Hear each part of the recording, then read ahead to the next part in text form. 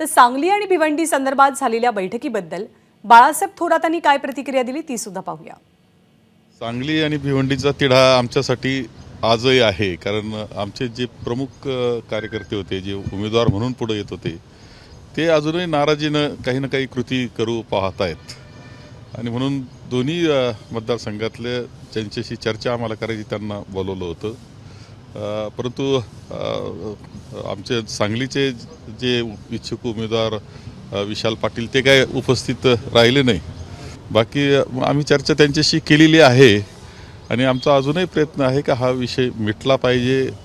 आम्ही महाविकास आघाडी म्हणूनच पुढे गेलो पाहिजे, म्हणजे आमची चर्चेचा भाग हाच आहे की महाविकास आघाडी म्हणूनच आपले निर्णय असले पाहिजे आणि त्या दृष्टीनं अजूनही आम्ही विशाल पाटलांशी संपर्क हा करण्याचा प्रयत्न करत आहोत। एबीपी माझा, उघडा डोळे बघा नीट।